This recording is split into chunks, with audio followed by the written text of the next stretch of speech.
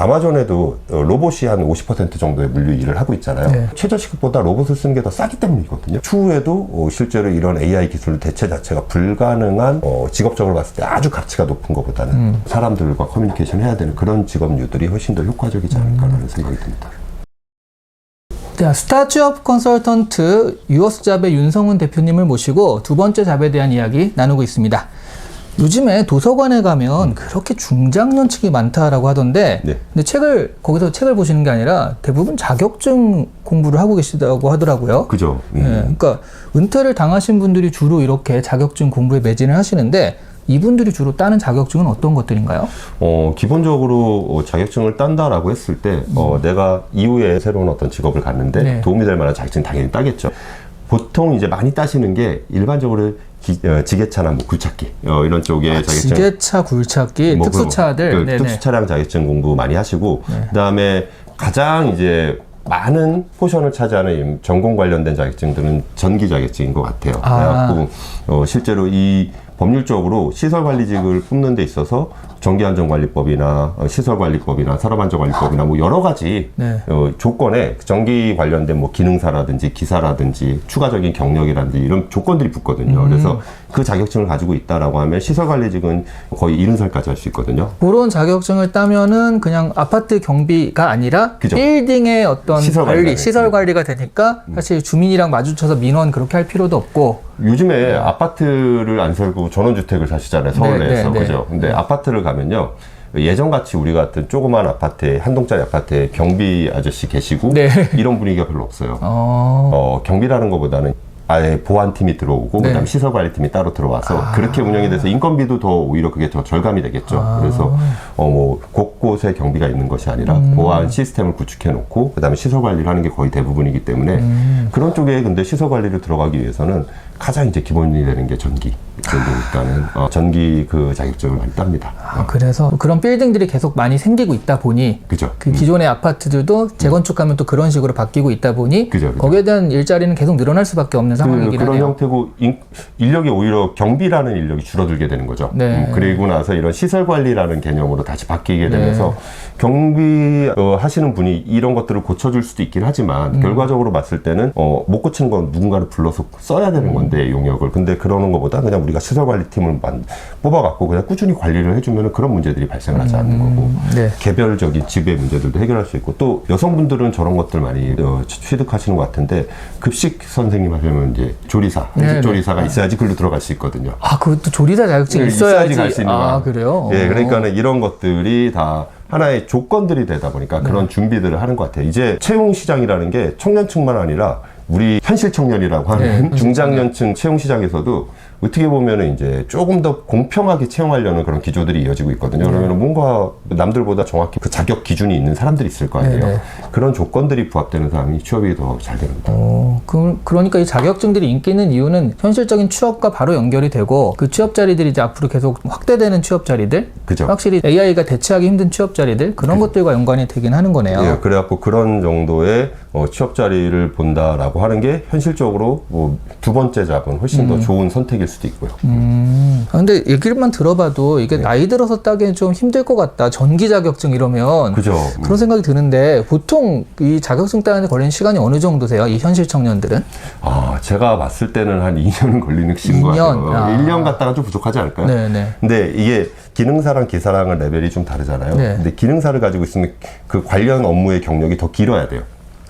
그리고 기사를 가지고 있으면 그게 좀 짧아도 되거든요. 그러니까는 내가 자격증을 좀 퀄리티 있는 걸 딴다면 경력을 조금 더 짧게 잡아도 이 시설관리직에 뭐 팀장이나 이런 걸로 들어갈 수 있는 건데 그 경력은 또 굉장히 박봉에 버텨야 되는 일이거든요. 그러니까는 기능사에다 4년 경력을 넣을 거냐 기사에다 2년 경력을 넣을 거냐는 또 다른 얘기가 되는 거죠. 이건 뭐 청년들 진짜 인턴하고 그 다음에 취업하고 그런 거랑 되게 비슷한 느낌이네요. 그죠. 그러니까 이게 어떻게 보면은 그래서 공대를 보내나? 미리 전기기사 따로 내야 그렇죠. 전기기사 있으면 그 현실 취업도 사실은 좀 더 쉽고, 그죠. 그리고 퇴직을 해서도 쉽고. 이런 걸 하기가 쉽고. 그래갖고. 그러면 그 중에 그러면 지금 이건 유망한 것 같다라는 자격증을 딱 2개만 뽑아주신다면 어떤 게 있어요? 저는 개인적으로 이미 전기기사나 이런 거 시장이 엄청 커졌거든요. 그러니까 사람들이 유망한 거 다 알잖아요. 한식조리사나 이런 것들도 유망한 거 다 알고 방수 그다음에 뭐 지게차 이런 데들 인력이 많이 이제 들어가고 있거든요. 그러면은 AI가 대체 못하는 직업군에서 향후에 기하급수적으로 인력 수요가 폭발할 수밖에 없는 게 저는 장기 요양이라고 생각을 하거든요. 아, 요양. 왜냐하면은 고령화는 계속 진행이 되고 있는데 이 인력 수요는 기하급수적으로 폭발할 거거든요. 그래갖고 아마 우리나라의 노동 인력 갖다가 이 시장을 해결하지 못할 수 있어요. 그래서 일본처럼 해외 인력들을 계속 들여올 텐데 그래도 우리나라 인력이 있으면 더 좋은 부분들이 있겠죠. 특히 행정적인 부분이나 이런 것들은 우리나라 인력이 더 잘할 수밖에 없을 테니까. 아무래도 또 어르신들과 말도 통해야 되니까. 그죠. 그러니까 이 라이선스를 미리미리 따두시면 좋지 않을까. 지금도 되게 난이도가 높거든요. 아, 네. 많은 오프라인 수업을 참여해야 된다는 난이도가 높은데. 아, 실습을 많이 해야 되는군요. 그런 것들도 있고 수업 시간 자체가 길어요. 아, 제가 장기 요양 자격증을 따려고 한번 했거든요. 아, 네. 직접. 네. 사회복지사 자격증을 따면은 장기 요양의 수업이 오프라인으로 150시간 이상을 참여해야 되는데 그중에 80시간을 사회복지사 자격증으로 따줘요. 그래서 사회복지사 자격증을 따랐거든요. 근데 장기 요양은 아직 도전을 못했어요. 근데 사회복지사 자격증도 마찬가지로 오프라인 수업과 온라인 수업을 들어야 돼요. 그러니까 이게 굉장히 실제로 다른 과정들이 시간이 오래 걸리기 때문에 1년, 2년을 좀 여유를 가지고 쭉 준비를 해두시는 것도 나쁘지 않은 것 같아요. 지금 근데 말씀을 들어보면 이게 일반 직장인들이 하려면 직장 다닐 때부터 굉장히 오래 한 4, 5년 정도 준비를 해야지 가능하지 않을까 싶은 그런 것들이 만약 직장 생활하면서 하려면 그렇게 병행을 하는 게 나을 수도 있겠죠. 그래갖고 그런 방법들을 고민해 보시는 것도 좋고 저는 궁극적으로 봤을 때는 AI가 대체 못하는 직업군들이 되게 많다라고 생각을 하거든요. 제 아시는 분은 회사를 다니시면서 전문대에 안경광학과를 가셔갖고 주말 학교를 다니시거든요.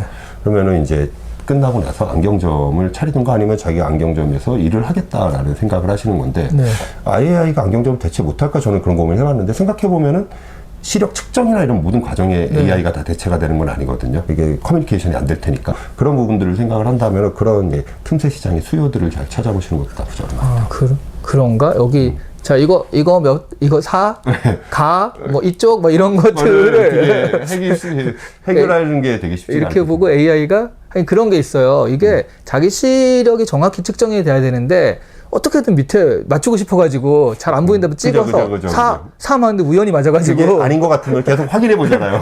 그러니까요.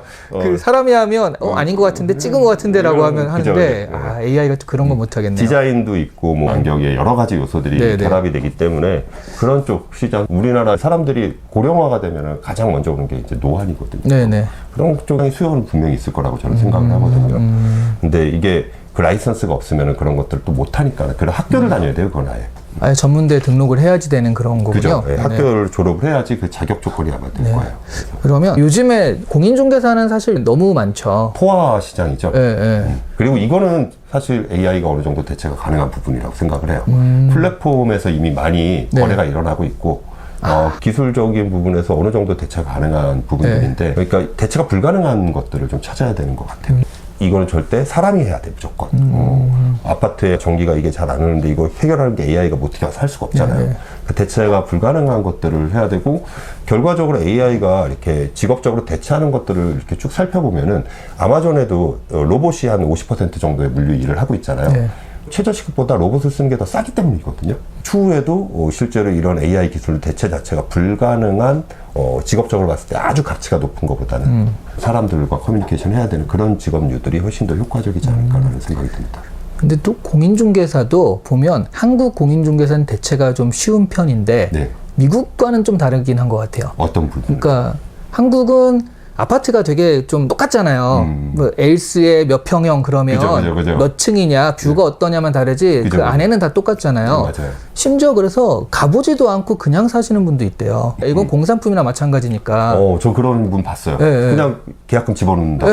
그러니까 공인중개사 역할이 별로 그 쓰임새가 많지 않은데 미국 같은 경우는 단독주택이니까 다 컨디션이 다르거든요. 원하는 조건들도 또 다 다를 테고. 다 다르게 생겼고 정원부터 시작해서 뭐든지 다르니까 공인중개사가 그 부분을 굉장히 잘 설명을 해줘야 되고 여기에 대한 설명 자체가 굉장히 길어요. 그런 것들 그리고 실제로 그런 것들이 일어나기 전에 집 컨디션이 또 다르거든요. 그러면 보고서가 한 60페이지짜리가 나옵니다. 그래서 여기 나사가 빠져있다 같은 것들이 다 들어가 있어요. 그걸 가지고 공인중개사가 집주인랑 협상을 해줘요. 이렇게 하면 이 에어컨 이거 2년 안에 갈아야 된다. 그러니까 얼마 빼달라 이런 식으로. 그러다 보니까 여기는 진짜 공인중개사가 돈을 많이 가져가는데요. 가져갈 만하다라는 생각이 들어요. 그만큼을 세이브해 주거든요. 그래서 그런 공인중개사라면 우리나라도 이제 전원주택이라든가 그런 부분에서는 그래도 AI가 대체하지 못할 만한 공인중개사 일이 있겠다 싶긴 하더라고요. 아, 그게 만약에 그렇게 된다라고 하면 그건 분명히 경쟁력이 있을 것 같아요. 네. 요즘은 마지막 질문으로 가장 돈 되는 자격증이라고 해야 되나? 그러니까 좀 내가 돈이 많이 필요해 라든가 그래도 노후에도 많이 벌고 싶어 라고 했을 때 좀 어렵지만 가장 돈 되는 자격증 하나를 뽑으라면 뭐가 될 수 있을까요? 우리가 흔히 아는 전문 직종의 자격증들은 돈이 제일 많이 되겠죠. 우리 흔히 얘기 알고 있는 뭐 변리사라든지 이런 것들을 얘기할 수는 없으니까. 그거는 얘기할 수는 없으니까. 60세에 공부하기엔 조금 빡세지 않을까 싶은데. 개인적으로 아직까지 법적으로 강제성이 굉장히 높은 자격증은 전기기사라고 생각을 해요. 그리고 이거는 기본적으로 경력이 한 2년 정도 더해지게 되면은 300만 원 이상의 급여가 거의 보장이 된다라고 보면 돼요. 그러면은 이게 노후 때 연금까지 더해지는 금액을 생각을 해봤을 때 300만 원 이상의 급여가 70세 후까지 어느 정도 70세 초중반까지 보장이 된다. 이게 되게 쉽지 않은 구조거든요. 그리고 되게 전기 시설직이 계속 전기 공사를 하는 게 아니라 이 시설 관리를 하는 거거든요. 그러니까는 그게 현 시점에서는 가장 현실적인 돈 되는 것들이 아닐까라는 생각이 들고 취업이 좀 쉽다라고 하는 거는 어느 정도의 수요가 있는 우리 흔히 많이 따는 한식조리나 뭐 지게차 이런 것들은 어느 정도의 수요가 분명히 있거든요. 지게차 같은 게 AI가 대체되는 게 아니에요 라고 물어보지만 그 AI 기술로 대체하기에는 인건비보다 AI 로봇 사용비가 더 크기 때문에 대체가 불가능하다. 현 시점에서는. 그러면은 결과적으로 봤을 때는 그런 것들이 조금은 이제 취업이 좀 쉽고 자격증 취득이 쉬우면서 취업과 연결이 좀 잘 되는 그런 거. 어떻게 생각하면 근데 이것 또한 20년 이 일을 해야 되는 거니까 자기가 이걸로 인해서 얼마를 벌 거야도 중요하겠지만 자기 적성이라고 해야 되나? 그 하고 싶은 그런 것과도 그래도 좀 맞는 게 한 20년 일하는 동력이 될 것 같다는 생각도 들긴 하네요. 네, 그리고 지자체에서 운영하는 여러 공공근로나 이런 것들도 사실 조건이 되게 까다롭거든요. 그러니까는 경제적 소득이 좀 가지고 있는 재산이 좀 적어야 되고 뭐 이런 조건들이 까다로운데 이게 조건은 까다롭지만 그렇다라고 해서 그 조건에 부합하는 사람만 항상 구할 수는 없거든요. 왜냐하면 없으니까. 그래서 그런 것들을 끊임없이 지자체를 찾아내면서 트라이 하다 보면은 그런 좀 쉬운 실제로 일들도 접할 수 있지 않을까. 제가 아시는 분은 퇴직하시고 이제 한 환갑 좀 안 되신 것 같은데 도서관에 사서로 일하시거든요. 아, 도서관 사서 좋죠. 그러니까 도서관의 사서 같은 개념인 것보다는 도서관 관리죠. 그 코로나 때 막 애들 들어오는 친구들 검사하고 그다음에 도서관 전반적인 책들을 좀 관리하고 반납 관리나 이런 것들 하는 건데 사서라는 표현까지는 좀 그렇더라고요. 근데 이미 어느 정도 재산이 있으시고 그런 것들 하는데 원래 조건이 안 되다가 갈 수 있는 그런 기회가 생기는 거거든요. 왜냐하면 사람을 당장 써야 되는데 지원자가 없으면 조건이 돼요. 도서관 행정직 괜찮네요, 진짜. 그런 것들을 굳이 청년층에게 비싼 돈을 주고 써야 되는 직종은 아니니까. 그리고 도서관에 오시는 분이 사실은 그런 진상들이 좀 없어요. 그죠? 괜찮으신 분들이 도서관에 많이 오시기 때문에 그래서 진상과 마주칠 일이 그렇게 많지 않은 또. 그죠? 그러면 되게 좋은 일 중에 하나고 일반 대학교에서도 경비 쓰시는 분들이 가장 좋아하는 자리가 이제 도서관. 도서관에 오는 친구들은 조금 낫거든요. 거기서 술을 먹진 않으니까. 그러니까 술 먹고 이런 친구는 도서관 근처에 다 놓으니까. 그죠. 그리고 또 굉장히 재밌는 팁을 하나 알았습니다. 그런 것들 많이 찾아보시면 좋을 것 같아요. 사실 뭐 자격증도 돈 된다라기보다 또 한 20년 자기가 이 일을 해야 된다 생각하고 자신의 적성, 취향, 하고 싶은 것 그런 거에 잘 맞고 자기 플랜과 앞으로 미래 플랜과도 잘 맞는 것을 찾아보면 굉장히 다양한 자격증이 있다. 그런 걸 좀 알 수 있었고요. 그래서 많이 좀 찾아보시길 바라겠고 저희 채널에서도 그런 부분들을 앞으로 계속 소개해 드리겠습니다. 자, 오늘 2부는 여기까지 하도록 할게요. 네, 알겠습니다. 감사합니다.